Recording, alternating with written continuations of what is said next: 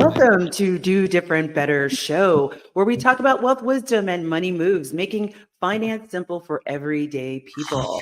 I'm your host, Elaine Rasmussen, founder and CEO of Social Impact Now, Connect Up Institute, and general partner of the Integrated Capital Fund.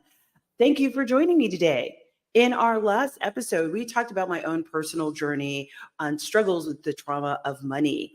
This week, we are talking about lending and borrowing, and you're going to meet two people who are working to make a difference in how to bring economic justice to finance.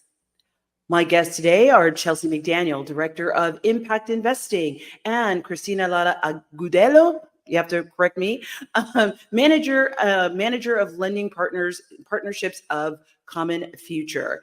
So my first guest, I'm going to give a little bit of bio, and then I'm going to turn it over to them to give a little bit of introduction of themselves. Cristina is the lending partnership manager of Common Future. She supports Common Future's impact investing team by working with community-rooted organizations to co-create loan funds that increase access and affordability and shift power and choice and ownership to communities. She's passionate about ensuring the economy serves all.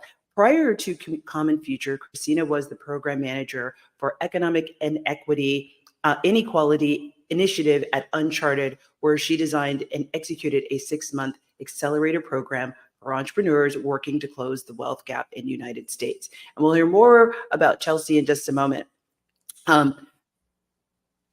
First of all, I want to ask both of you I'll start with Chelsea. Tell us a little bit about who you are, where you work, and what do you do there? Great. First, well, thanks for having us. Chelsea McDaniel. I'm the Director of Impact Investments at Common Future. I oversee our partnerships, which Cristina will talk to you a little bit more about later, and our intermediate investments, where we're working with first-time or early-stage fund managers to get them patient capital with flexible terms, basically so they can do the work they need to do in community. Awesome. Thank you. And Cristina, tell us a little bit more about what you do. I read your bio, but let's get a little bit more sticky. Yeah, thanks, Elaine. And I'm super excited to be here. Like you mentioned, I'm the lending partnerships manager at Common Future. I've had a couple of roles here at Common Future since I came over in the merger with Uncharted. I've been here for about 2 years since then. As a lending partnerships manager, I really try to work with a lot of our lending partners, current and potential, to make sure that their loan funds are running well and that we're measuring the impact of their portfolios, as well as with new potential partners to co-create the terms and the underwriting criteria for really effective loan funds that get capital into the communities that we want to see more capital and better capital in as well. Thank you. That's amazing. And we will definitely talk about how we actually know each other. So first I want to, we'll get into more details about the work. But first, in last week's episode, I shared a lot about how I landed into social impact and social finance work. Cristina, how did you get into social impact? After I graduated from business school, I knew I wanted to be in social impact, but many of the resources for this line of work were not really available at my institution, which I was a little disappointed at. But I decided to do a year of service with AmeriCorps, where I taught 7th grade math in Wilmington, Delaware. And after finishing up my year of service, I got an offer to join an organization called Uncharted, which now no longer exists because we're under the same umbrella as Common Future. And I worked on their community engagement and collective impact team, where I supported very hyper-local projects in Denver, Colorado, that empowered local residents to really take ownership of what our acceleration ecosystem looked like there. And then I went on to help design and build our economic inequality accelerator program, which now still exists kind of in the Common Future realm. And I'm happy to talk about that a little bit later when we talk about Common Future. And then at Common Future, I started off supporting our participatory investing work, creating a toolkit on how funders could implement participatory investing into their work before moving on to the investments team. And I want to put a pin in that participatory funding. I think that's going to be an interesting concept that we can talk a little bit more about as well. And Chelsea, how did you get into finance?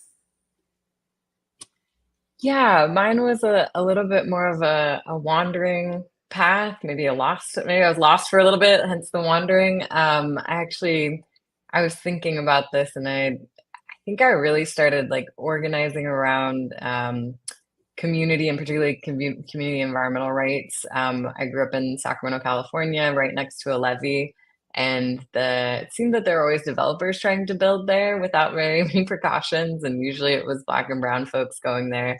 So I remember at like 15, like testifying about that, and wouldn't have connected that to any kind of future organizing, finance work.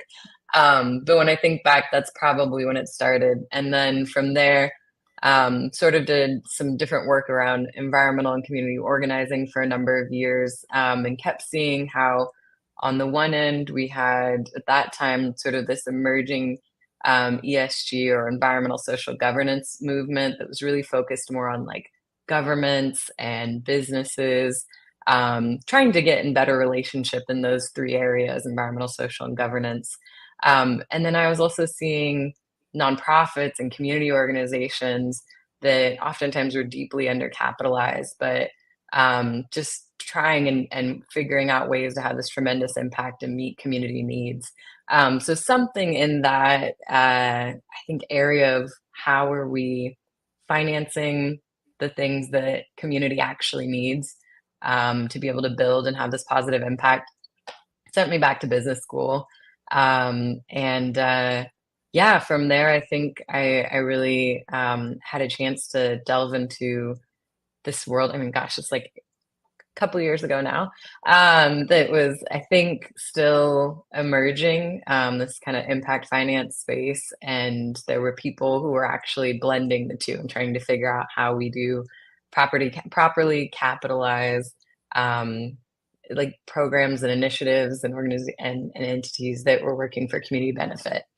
So I got to do that in a number of different ways. I worked for an organization, small startup, that was working on uh, municipal bonds in Black cities, and organizing around kind of public money that way.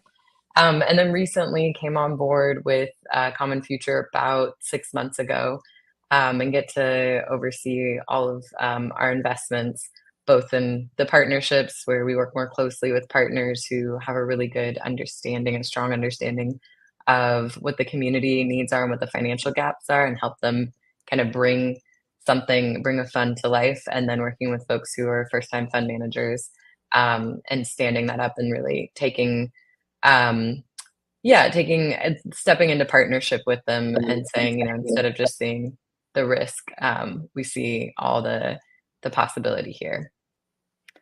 Yeah, one of the things that I find is that everyone I know that does this work, including myself, as Chelsea pointed out, we've all kind of like ended up here. There's no college degree for this kind of work. Everyone I know has fallen into the work by some happenstance path. It's, with Cristina, it started off with teaching math. Right? With me, when I was 18, I started off as a stock analyst, left finance, went and pursued a 25-year career in marketing and communications. And it was just through some happenstance, found myself in rooms talking about impact investing. I'm like, well, wait a minute. I have a little bit of a finance background, and it seems like what they're talking about really is not impact, and really just starting my inquiry from there. So I find that that's a real common thread with both of you, but also with other folks that I know that are in this field. And I find it fascinating that how we just all kind of like umbrella parachute in to this universe that, quite frankly, one, wasn't really set up to include us, right? And two, can still be, there's a lot of knowledge protection. And so we're having to like beat down these doors and really kind of figure out, how do these things work? There's so many things that are just unsaid.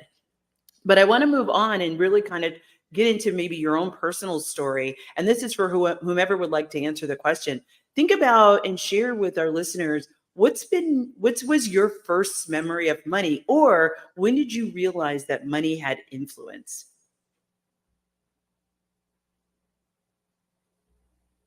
Who would like to take that question?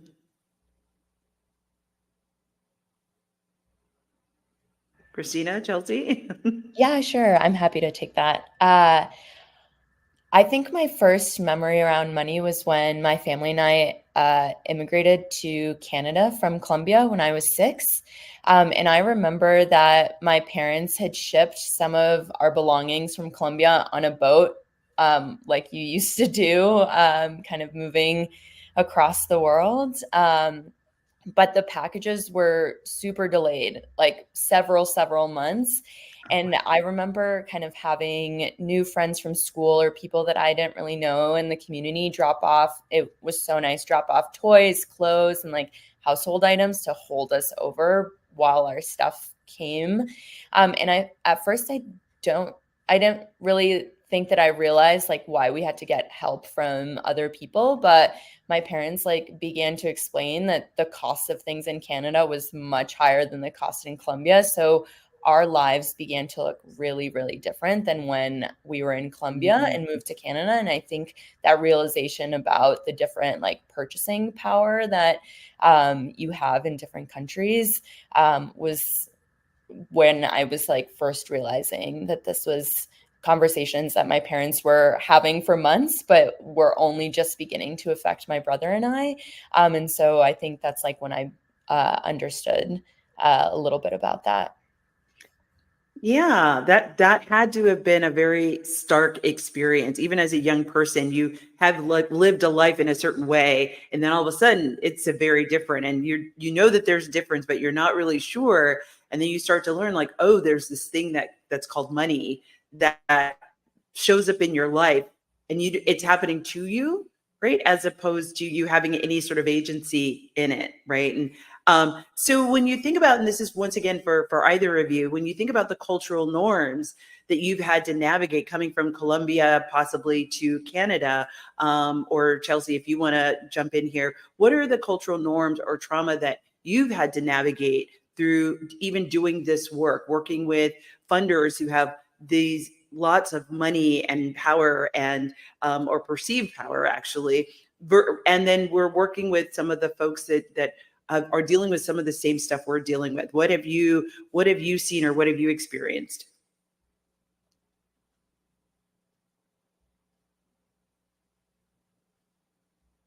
Either one. It doesn't. Who would like to answer it? I think one of the most interesting things that has come up working with funders and working on other sides outside of this role, both fundraising and in different positions, has been that there are these really strong held perceptions of risk. And so there's some, brilliant academics who've kind of coined the idea of a black tax, particularly as it relates to municipal bonds. But I think it's constant throughout our financial system, and it's the way that risk is priced in, right? And the assumption of risk with racialized people. But that comes up in one-on-one conversations too. And so even in 2020, 2021, folks are so excited, really, really wanting to align their investments with investing in particularly Black communities, but BIPOC communities more broadly. And yet the one-on-one conversations lead with, it's almost as if they're talking out of both sides of their mouth. We'd really like to do this. My gosh, is this going to be dangerous? What are some of the risks? How could we possibly scale this? And the same line of thinking that folks can't get out of their way with that. And so I think, that idea of like the maybe long legacy of unworthiness and not of perceived risk. And I don't mean unworthiness in that's these communities haven't been worthy of that, but that has been baked into our financial institutions from the beginning. I think it was a little bit jarring to see how present that still was, right, in the current day. And it's a huge thing to kind of overcome. So we found that like educating folks where they're at and really naming that perception of risk and how that's not reality, and even reorienting how folks are seeing that and what they're bringing and how they can show up as partners who more, I think at the maybe further along are like, what's the risk of not doing this? Not all these perceived risks I have of this community. Yeah. Exactly. Or unknown perceived risk, right? I just had somebody yesterday, I was doing a capital readiness accelerator, and I was talking with folks, and they were telling me how recently they had gotten emails. Basically, one person had said this person had put together a beautiful business plan, and the result was this person saying, after months and months and months of not responding to this entrepreneur, this Black female entrepreneur was like, yeah, I never really looked at it because I really didn't think that it was really going to go anywhere. And put that in email, put that in writing. And so I said to this person, I would send that to the president of that financial institution.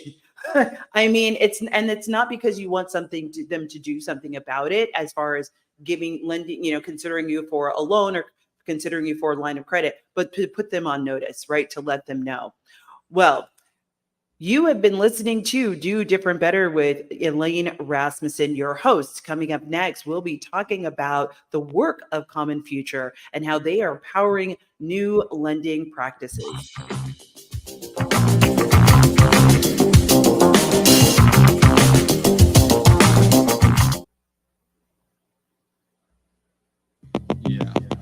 Welcome back to Do Different Better. I'm your host, Elaine Rasmussen. We've been talking to Chelsea McDaniel, Director of Impact Investing, and Cristina Lara Agudelo, Manager of Lending Partnerships of Common Future. And we've been talking about their money journey. Now let's talk a little bit more about the work of Common Future and kind of what's happening in the larger finance ecosystem. So, Cristina, tell us more about the mission and the goals of Common Future, particularly in relation to social finance and impact investing. Yeah, Common Future is on a mission to build a future where all people, no matter race and class, have power, choice, and ownership over the economy. And to effectively advance racial and economic equity, we incubate, co-create, and fund field-defining initiatives and actively influence key sectors of our economy, of finance, of the way that we work in kind of our entrepreneurial ecosystems, and things like that as well. So how does Common Future support community-led solutions and innovations like initiatives? What do you actually do? How do you make that happen? Yeah, so Common Future definitely supports community-led initiatives and solutions. And we do that. Chelsea and I work on the investment side of Common Future. I'll let Chelsea explain a little bit more about our intermediated investments, but we also have kind of our lending partnership side. So our investments team is split into two. And on the partnership side, we work with community-rooted organizations. So these are organizations that really understand the needs and solutions that are already kind of built into communities because of their lived experience, because of their deep rootedness in these communities for decades. And they typically, what we've seen is that they see a need for capital in the community and they want to fill that need in non-extractive ways and in non-traditional ways. And so this need can either be because traditional finance has been extractive in their communities sometimes, or not even present in those communities as well. Sometimes also, as we've talked a little bit about the definition between like risk and return, the traditional finance and funders deem their communities too risky because they're basing their assessments on credit scores or lack of collateral, which I think is something that we want to question as we do the work that we do. So Common Future supports organizations who have developed these deep relationships with community, who already provide technical assistance to small businesses, cooperatives, creatives, et cetera, by co-creating lending terms and underwriting criteria that are very different to what we see in traditional finance, and really focusing on that co-creation piece, understanding what the community needs, bringing in potential borrowers, having the lending partner that we're working with really influence what we can build together. And then we also provide the back office services that are needed to implement the loan fund.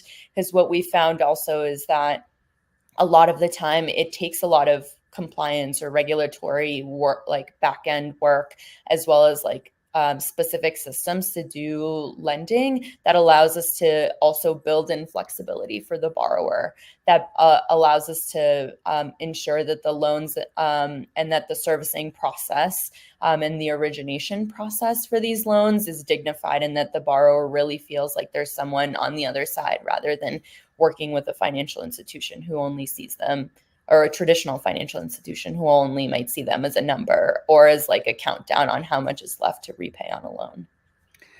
Thank you. That's amazing. And I've been a long time fan and partner with Common Future. Chelsea, I want to go into a little bit more about these concepts of risk and return. And you talked about that in the earlier segment. And I think first, let's maybe define this for the audience, because I think what they might be hearing is what risk and return is, not maybe the same thing that we're talking about when we talk about traditional finance, right? So when we talk about risk, there's this notion in finance that risk is, my job as somebody managing your money is to make you the most money possible by making sure that I'm making bets, and I call them bets, on things that are actually going to either get you to a financial goal or, quite frankly, surpass that financial goal. Because part of how I get paid is how much money I make for you, right? So the incentive of making sure that by any means necessary, I'm making as much money as possible for you, which means I'm making as much money as possible for me, right? So we don't talk about that, but it's kind of an inherent conflict of interest that nobody talks about in the finance sector, but also this idea of return. When we talk about venture capital that are looking, when they make an investment, they want a 30 times return off of their money. So in simple terms, if I give you $1,000, I'm expecting you to pay me $300,000, right?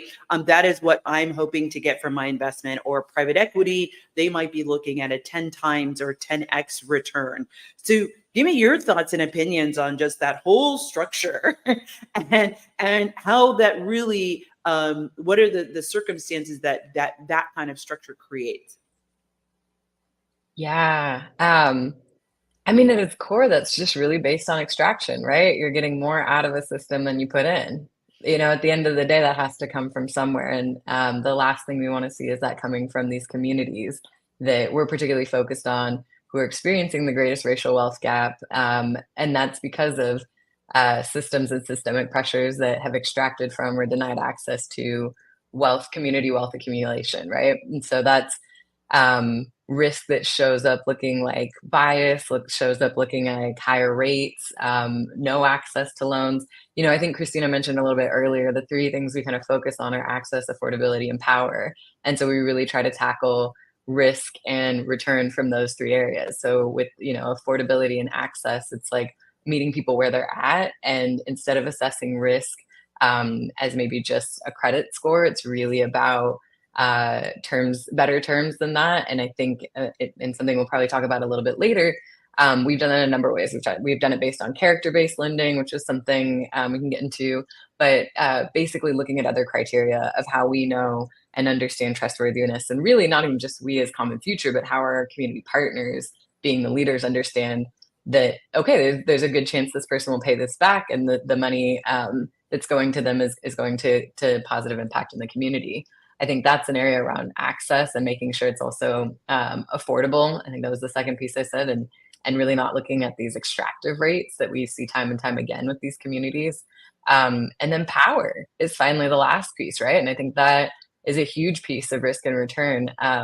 And so I think that comes down to like the dynamics of lending, but also, are you taking away power when you're extracting more from the system than you put in, when you're extracting so much so from a community that's already been heavily divested, extracted from?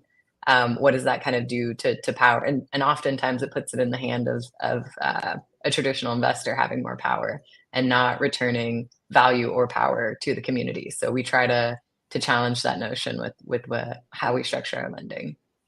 Right. And I think also thinking about, where some of the wealth has come from, right? When I remember I was working in Indian country for several years, and when I started to do research around some of the big foundations or some of the big Fortune 500 companies, and you look back historically of like how they made their money, we have one big philanthropic organization, the generator of the foundation, or the creator of the foundation, made their money in timber, and all the way from Minnesota all the way to the Pacific Northwest. And part of that timber mining was removing indigenous people from their lands, right? And so when we think about all this wealth was made off of removing people, harming people, where is the obligation, if any, right? Where is the obligation to undo some of that harm, right? So I totally hear you when we think about this concept of risk and the concept of return. How can it be reimagineered to be like, I think you pointed out earlier, what's the risk if we don't do this? Does this community continue to evolve? Does this community continue to experience brain drain? Does this community continue to experience economic devastation because we've extracted all of the resources, meaning time, talent, treasure, out of it, and now there's nothing left, and everyone's sitting around wondering why it's a barren desert, right? Whether that's physically or metaphorically, right?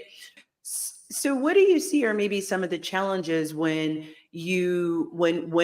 putting together character-based lending, understanding that people have to really exercise a great amount of transparency and a great amount of sharing of information that is really quite personal? What are some of the things that would you say to either a borrower or to an emerging fund that's really looking to get into character-based lending? I think to your earlier point about building trust, I think that's such a huge piece. And I know Christina can speak to this in a little bit more detail because she and I have talked about this at length, but you're starting not only with, like you're coming in with a very different product, but you're coming into a space where people have a lot of trauma, right?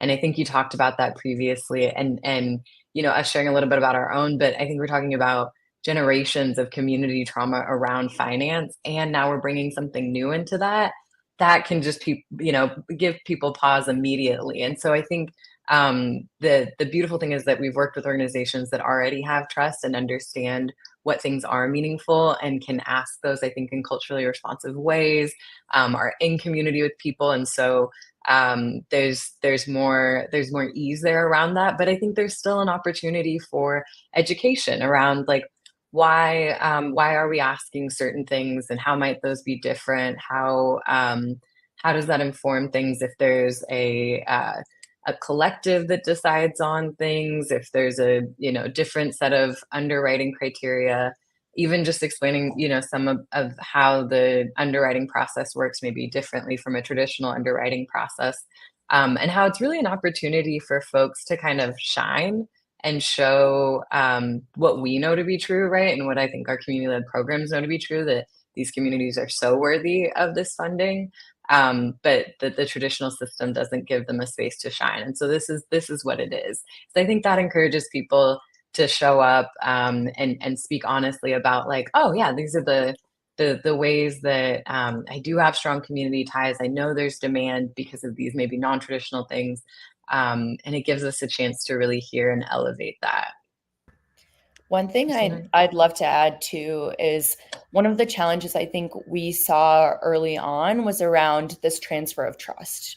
One of the things that we strive to work kind of is in partnership with other organizations who already have trust within a community, because I think we have a very deep understanding of like not coming in as like a quote unquote lender and then having people automatically trust us because they have had that some like trauma around other lenders, around other financial institutions. And so we really rely on our partners to like help us build that trust with folks. And initially it can be a little scary. It can be a little difficult for people to see kind of an email come in and say, hey, this is like your lender and this is what your payment's going to be. And I think like being transparent. And then also I just want to like shout out our investment operations team who works really, really diligently on the back end to support borrowers in so many ways. So when our borrowers have difficulty repaying, we pull in resources from our lending partner who can help them like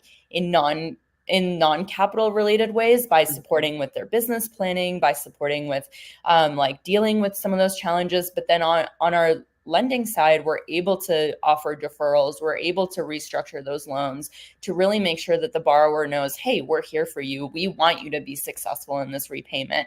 We're not here to get you because you didn't repay or report it to the credit bureaus as such. And so I think over time, we see that trust building a lot more with us, but like initially it is a challenge, and we really appreciate our partners for helping kind of like transfer that trust. And when we develop relationships with our partners, I think that is something that we want to come across initially as well.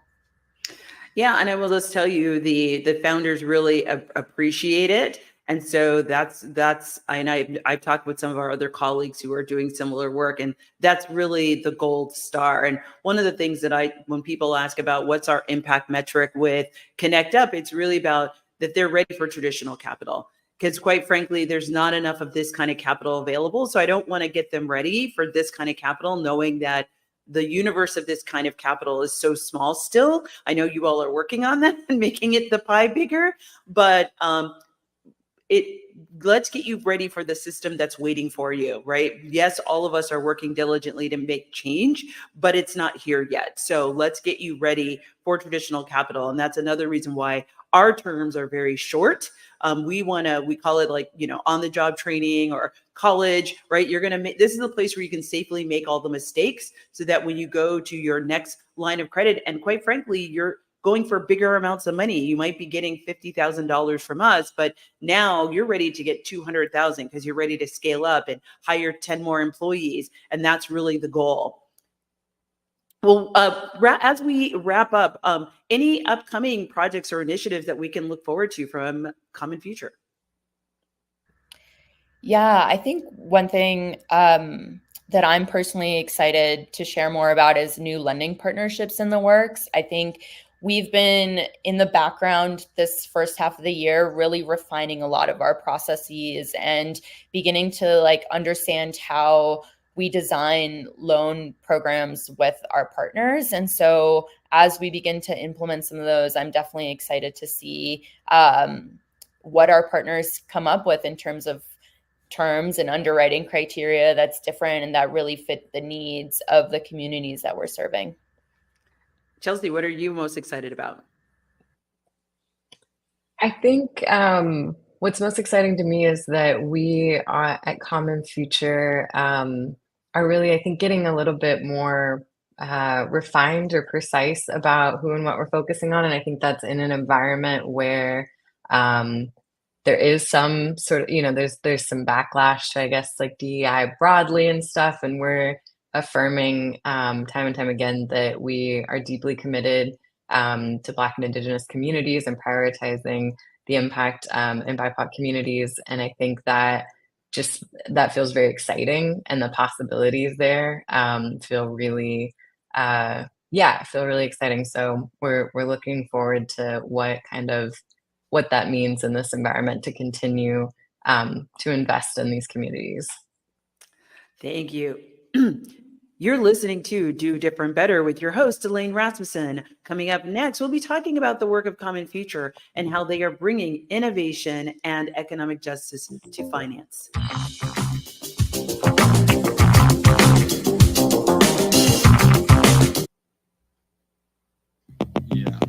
You're listening to Do Different Better with your host, Elaine Rasmussen.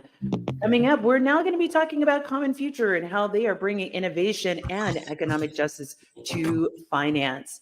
So over the break, we were chopping it up, and we were talking about a couple of things. One, we were talking about how this kind of work really requires a lot to ensure success, right? We were calling it the cost of success versus risk.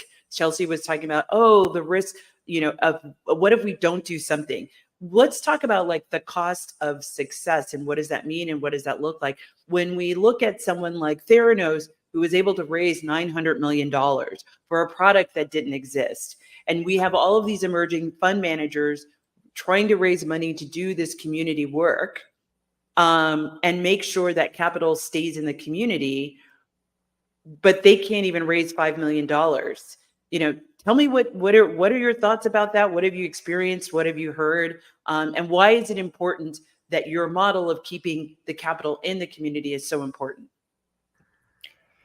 Yeah, I think in terms of the keeping capital in community, we really think that when we're lending, the reason why our rates are from 0 to 3% is because we feel like profits need to stay in the community. If a business is thriving, if a business is hiring more folks, making more revenue, they're able to continue to support their community. That profit can be reinvested into growing jobs, into growing products and services that, frankly, when entrepreneurs of color develop something, it's because they see a true need within their community, and like bringing that and allowing the profits to stay within community, I think is so important, rather than extracting them out through fees, through interest rates, and then like bringing that capital back to investors. We kind of take a different view and like want that capital to stay within community. I think to your other point, there is kind of a large cost to this. Our back office services do require a lot of costs that we have to pay for as a nonprofit, that we're kind of like, frankly, questioning like, whose responsibility is it to pay that? Do we go to philanthropy and ask them to match some of their contributions to funds to also understand like what it takes? Because if we weren't here, I think folks would have to stand up loan funds themselves, which is costly, or go to other traditional fund managers that might charge a lot more to be providing services that might not even give the lending partner the power, choice, and ownership over the decision-making power. So I think there's a lot to consider around who takes on the cost of what we're doing. And then also, how do we not pass that on to the borrower, because that is kind of extracting profits out of the hard work that they've been putting into their businesses, to their creative endeavors, to cooperatives who are providing such important services and programs in communities. Chelsea, what are your thoughts?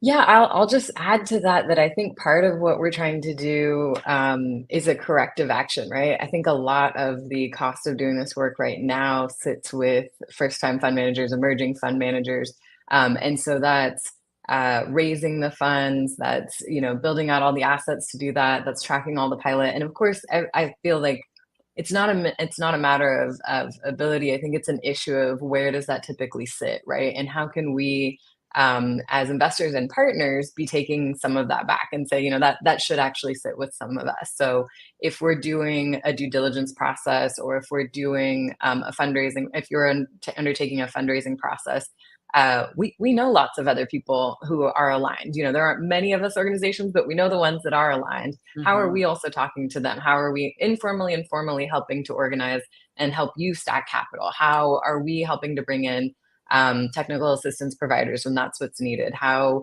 are we lessening the burden of kind of the design and due diligence process if we're looking at the intermediated side of things and less so the partnership side? But I think we're looking at all those different touch points, and what you often see and what you traditionally see, right, is that sits with the first-time fund manager. And that just feels wholly inappropriate and unbalanced. And so I think that's something at every step of the way that we're trying to figure out who holds that and how do we shift that back, oftentimes to us or to philanthropy. And so what is the role of philanthropy and or the private sector and really playing a role in exponentially driving social impact or economic change that works for everyone? Yeah, I think the role of philanthropy, to bring it back to something we talked about at the beginning around participation and participatory investing, is, I think the first role is to listen to community, to really be have listening ears and bring people to the table and provide the resources and the access that they need to be at the table effectively, because of the long history of exclusion that kind of has happened in these kind of spaces. So I think that would be my answer, is like, first and foremost, like, listen to the partners, like, understand what they need, and then act accordingly and like stick to your commitments. So Chelsea, let's dig into that a little bit. What exactly do we mean by giving them what they need, right? Because I think people hear that and they're like, "Oh, well, we had Jimmy John's sandwiches there." Like, what do you mean? Like, so what does it mean to give people what they need and resources to show up? Yeah, I mean, I think that can look like per diems and stuff for participation and compensating people for their time and truly like expertise. I think that can also look like meeting folks where they're at in terms of place, but also what timing and situation looks right for them to be able to fully participate, whether that's like additional care, childcare, and things like that. But just truly making a meeting space that I think and a gathering space that people can actually come to and be fully present in. I think it's also investing in doing some unlearning, whether you're on the side of an intermediary like us or in philanthropy, and really understanding where bias and power show up and how you're bringing that into the room and how we can mitigate that to make that a space where folks can show up more fully and tell you honestly, what the challenges are and what's needed. And then I think folks showing up with like abundance when we're funding these things. Unfortunately, like you said, folks are struggling to raise, their first fund, 5 million, however many.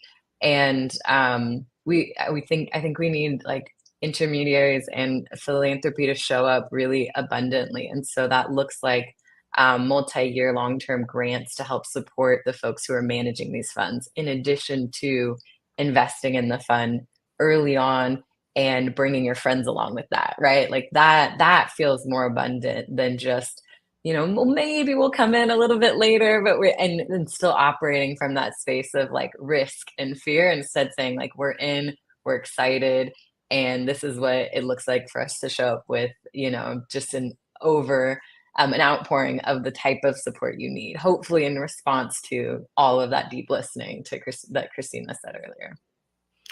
Well, thank you to both of you for being my guests on the show. You were my first official guest, so thank you for being my little guinea pigs. I really appreciate you and adore both of you. You're amazing humans that I get to share space with, and I'm just so proud to be in partnership with not only you all as individuals, but Common Future as an organization. I think they're just doing an amazing work. For our audience, let me know what you think about our show. If there's a finance question that you have, or if there's someone you want me to interview, hit me up in my DMs or on our website.